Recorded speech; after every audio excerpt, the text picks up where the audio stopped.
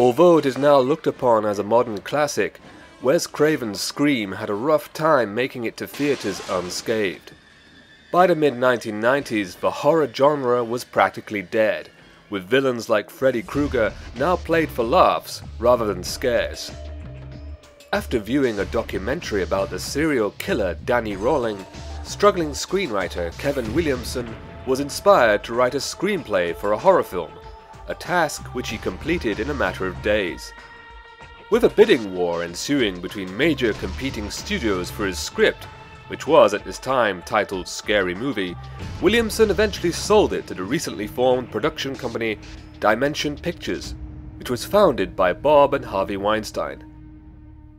Williamson's satirical and multi-layered script turned the conventions of the horror genre on their head, featuring laughs and scares in equal measure, and it was just the kind of fresh and edgy project that the Weinsteins were looking for. Bob Weinstein would later retitle the film Scream, after hearing his brother Harvey listening to the Michael Jackson song of the same name. What the film needed now was a helmsman, and the Weinsteins wanted the influential director Wes Craven, who ultimately accepted the job after turning it down on numerous occasions.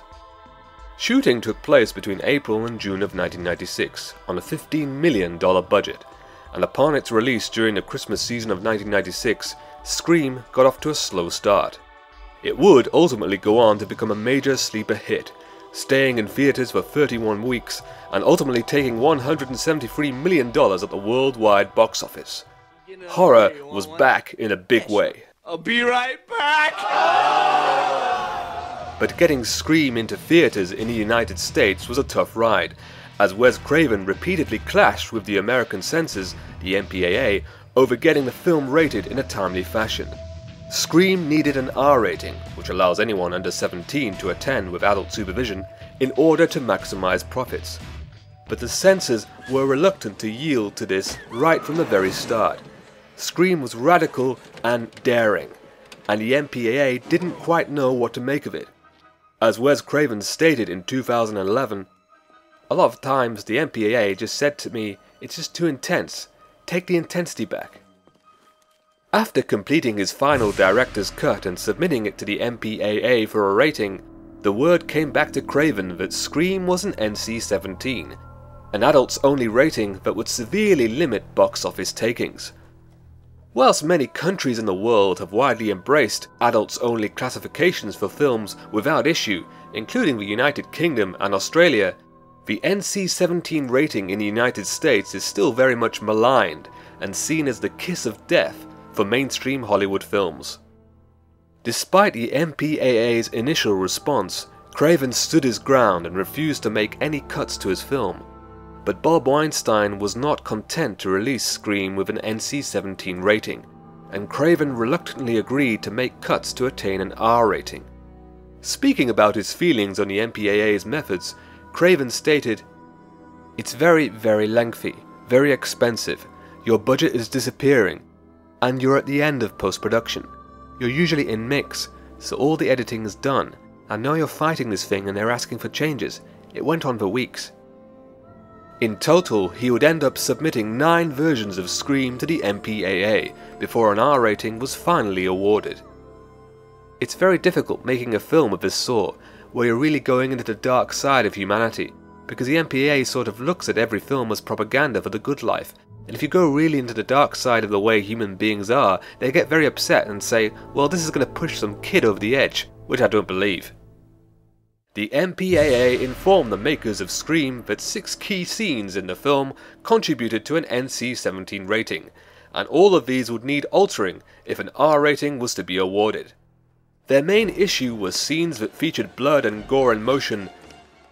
Blood-stained clothes, for example, were acceptable, but if wounds or injuries featured clear sight of bloodletting, then it had to go. The first of the problematic scenes occurs during the opening sequence. After Drew Barrymore's character Casey receives a call from the killer, she is forced to answer horror film trivia questions to save her bound and gagged boyfriend Steve from certain death. Casey gets a question wrong, and Steve has his guts spilled by the killer. The MPAA demanded cuts, stating, Entrails falling to the ground beside Stephen contributes to an NC-17. In the R-rated version, footage has been moved around and substituted to accommodate the removal of the offending footage.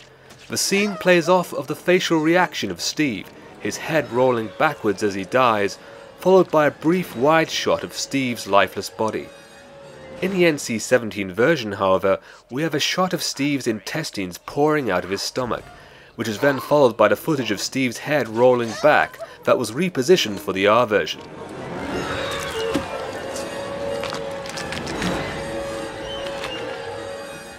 Terrified and distressed, Casey runs out of the house and tries to flee the killer. In a single slow-motion shot with building music, the killer catches up to Casey and drives his knife into her chest. The MPAA objected to this shot, but cheekily, Wes Craven claimed that this shot was the only take he had, and thus it was unable to be removed. As a result, the shot remains in the R-rated version of the film. Casey's death a short while afterwards was the third sticking point for the MPAA. After Casey's parents come home, her mother heads outside and discovers the grisly fate of her daughter. The killer has gutted her and hung her in the backyard. In a memo to the filmmakers, the MPAA stated, "The eviscerated body of Casey Becker hanging in tree and steaming entrails below her are a contributing factor to an NC-17. As a result, the initial wide shot of Casey's body was trimmed in length for the R-rated version, whilst in the NC-17 version it lasts almost a second longer.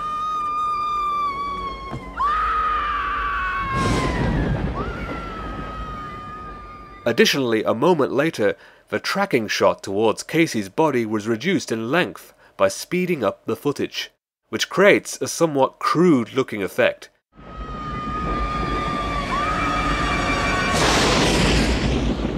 In the NC-17 version, the tracking shot is a lot slower, running at its intended speed and lasting around 3 seconds longer than the edited R version.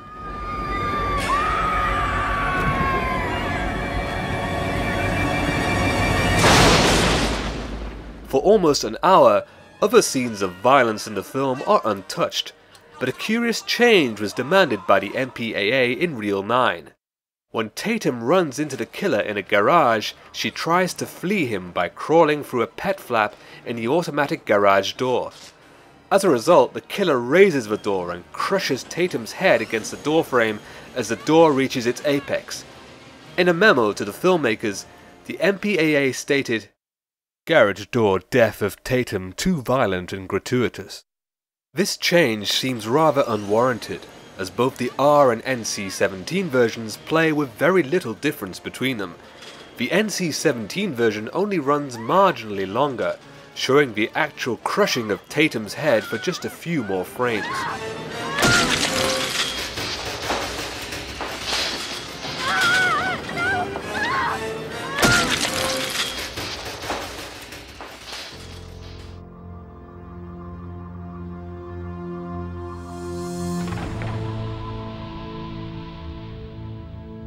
"15 minutes later, the next scene that the MPAA objected to was the death of the news cameraman Kenny.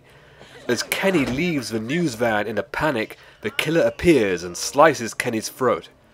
In the NC-17 version, Kenny places his hand to his bloody neck, looks down at his hand and then looks into his killer's eyes as he begins to die.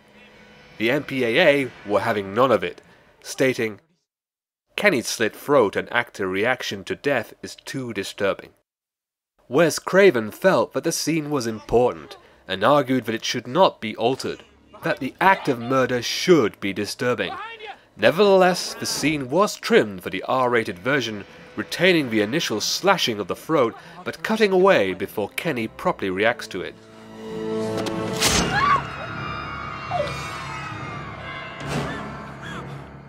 The NC-17 version of the scene runs a couple of seconds longer.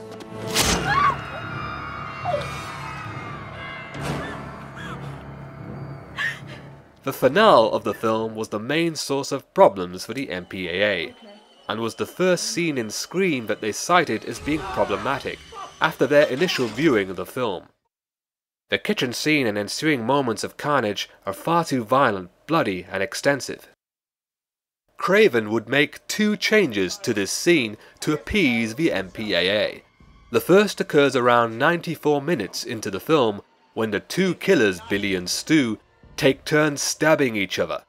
As the pair become more and more unhinged, Stu talks about planning a sequel, and Billy stabs Stu twice. In the R-rated version, this occurs off-screen against a single reaction shot of Sidney watching them.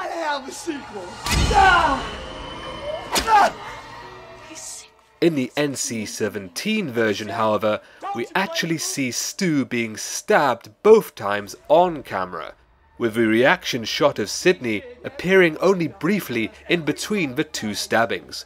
The NC-17 version runs around a second longer due to this alteration. You gotta have a sequel!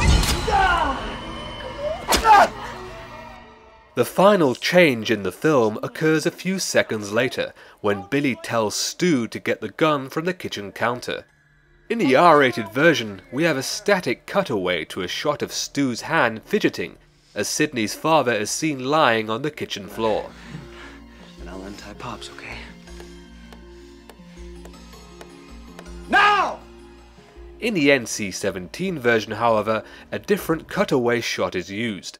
Stu's arm is seen to be pouring with blood, which we see running off of his fingers and collecting in a pool on the floor beside him as the camera pans down to his feet. And I'll untie Pops, okay? Now! The scream was seen by the MPAA on Friday, November 8, 1996, just 6 weeks before the film's US release, and shortly afterwards, Scream was awarded its R rating. As of 2014, the NC-17 director's cut of Scream is still unavailable in the United States on DVD or Blu-ray. However, it was released in other territories. Fans wishing to see the original NC-17 version of the film can pick it up on DVD in Germany, Japan or Scandinavia.